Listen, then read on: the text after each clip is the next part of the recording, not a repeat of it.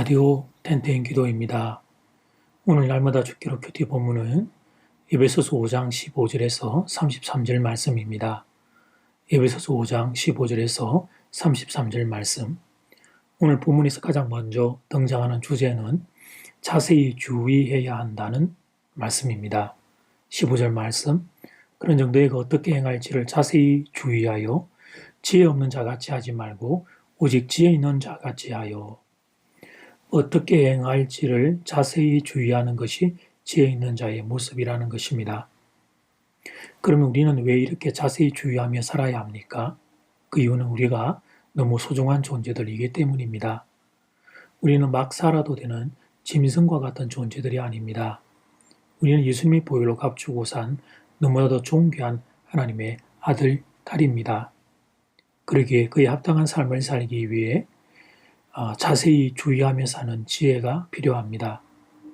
지혜롭게 살아야 할 두 가지의 중요한 영역을 본문은 이어서 강조합니다.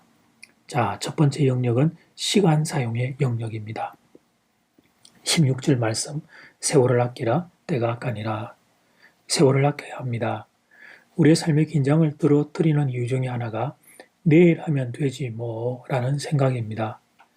사람이 살아가는 데 중요한 세 가지 보물이 있습니다. 소금, 황금, 그리고 지금입니다. 소금과 황금은 개인에 따라 없을 수 있지만 지금은 우리가 모두 다 가지고 있습니다. 하루 24시간 지금을 어떻게 사느냐에 따라 우리들의 삶의 모습은 엄청난 차이가 나게 됩니다. 우리는 매일 아침 오늘을 맞이합니다. 그래서 오늘을 별로 중요하게 생각하지 않습니다. 하지만 오늘은 한 번 지나가면 영원히 돌아오지 않는 우리 생애의 가장 중요한 날입니다. 러시아의 문호 돌스토이가 만일에 쓴 단편 세 가지 의문이란 책에는 이런 말이 나옵니다. 어느 날 임금이 인생의 세 가지 질문에 부딪혔다. 이 세상에서 제일 중요한 때는 언제인가? 이 세상에서 제일 중요한 사람은 누구인가? 이 세상에서 제일 중요한 일은 무엇인가? 이 물음에 대해 톨스토이는 이렇게 대답합니다. 이 세상에서 제일 중요한 시간은 현재요.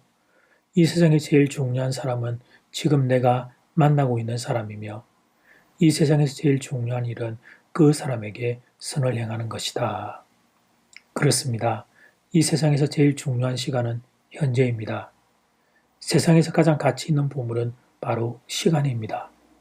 세상에서 제일 어리석은 사람은 시간을 낭비하는 사람입니다. 잃어버린 돈은 다시 벌 수 있습니다. 하지만 잃어버린 시간은 영원히 되돌릴 수 없습니다. 이 비밀을 알았던 우리들 신앙의 선배들이 즐겨 불렀던 찬양이 있습니다. 찬송가 330장 어두운 밤 쉬되리니 내 직분 지켜서 찬 이슬 맺힐 때에 일찍 일어나 해 돋는 아침부터 힘써서 일하라 일할 수 없는 밤이 속히 오리라. 우리의 선배들은 이 찬양을 부르며 하나님 주신 직분에 온 힘 다해 충성하다가 주님 부르실 때 천국에 입성하셨습니다. 주님 안에 살아가는 여러분, 하고 싶어도 일할 수 없는 밤이 올 것입니다. 그것도 속히 올 것입니다. 그러므로 힘이 있을 때, 시간 있을 때 충성하고 봉사하고 그렇게 사시기를 주님의 이름으로 축복합니다. 두 번째, 하나님의 뜻을 분별하는 일. 우리가 지혜롭게 살아야 할 두 번째 영역이 있습니다. 그것은 하나님의 뜻을 분별하는 일입니다. 17절 말씀. 그러므로 어리석은 자가 되지 말고 오직 주의 뜻이 무엇인가 이해하라. 사실 이것은 너무나 당연한 일입니다. 내가 하나님을 앞설 수 없고 내가 하나님보다 많이 알지 못한다면 당연히 하나님의 뜻이 어디에 있는지 아는 것, 그게 우리들 인생 승리의 필수 조건이 될 것입니다.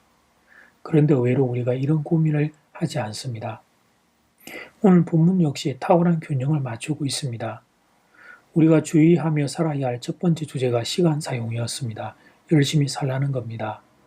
핑계대지 말고 하나님 허락하신 오늘 최선을 다해 살라는 것입니다.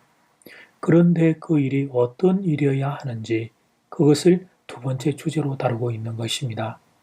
하나님이 기뻐하시는 일, 하나님이 원하시는 일에 최선을 다하는 지혜로운 사람이 되어야 한다는 것입니다. 열심과 방향, 이 두 가지 균형을 함께 찾고 있는 것입니다. 우리의 신앙 덕목에서 가장 중요한 단어가 있다면 구원입니다. 누구도 이 명제 앞에 예를 달 수 없습니다. 그러나 성경은 구원만 말하고 있지 않습니다. 구원받은 다음에 풍성한 삶도 말씀하고 있습니다.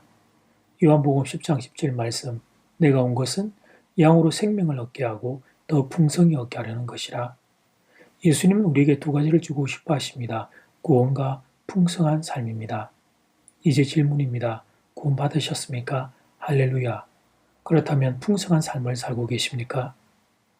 어떤 사람이 깊은 강물에 빠졌다고 가정해 봅시다. 그 사람은 허우적거리며 살려달라고 외칩니다.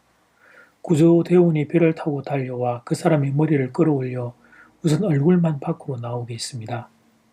이제 그는 숨을 쉴 수 있게 되었으니 구원받았다고 말할 수 있습니다. 하지만 아직 물속에서 허우적거리고 있으므로 완전히 자유로운 상태라고 할 수 없습니다.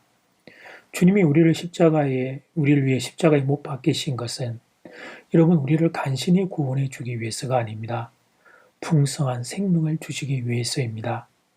주님은 구원받은 우리가 물에서 나와 땅 위에서 자유롭게 걸어다니기를 원하십니다.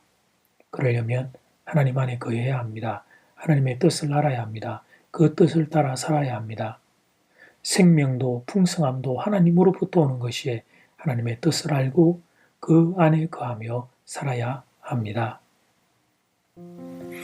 이제 첫 번째 기도 시간입니다. 받은 말씀과 개인 기도 제목을 가지고 함께 기도하는 시간입니다. 이 시간 다 함께 마음을 모아 주님 앞으로 나아가겠습니다.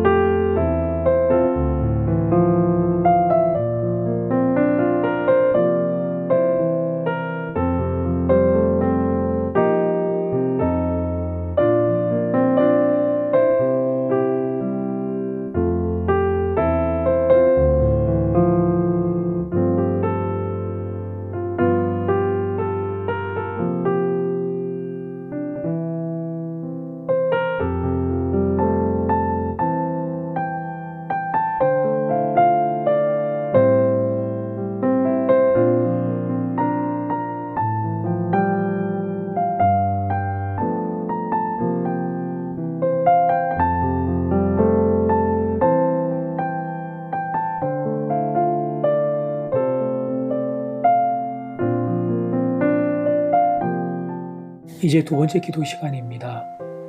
지혜롭게 살기 위해 두 가지의 영역을 권면합니다.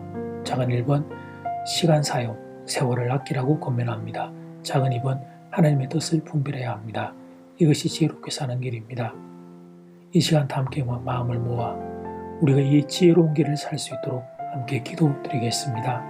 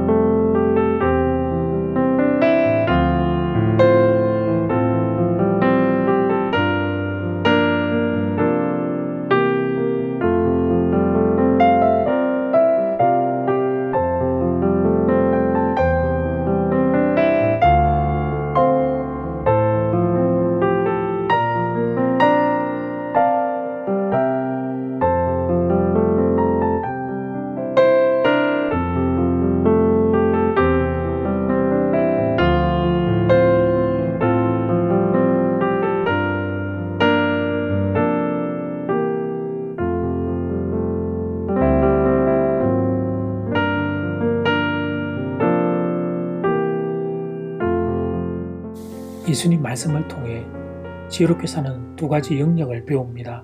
세월을 아끼는 사람들, 시간을 소중히 사용하는 사람들, 그리고 하나님의 뜻을 분별하는 사람들, 이것이 지혜롭게 사는 길임을 배웠습니다. 우리에게 이런 모습이 있을 수 있도록 하나님 은혜 베풀어 주십시오. 하나님의 지혜로운 백성들 에게 은혜 더하여 주시옵소서. 예수님 이름으로 기도드립니다. 아멘. 이제는 각자 개인적으로 기도하시면 되겠습니다. 평안한 밤 되십시오.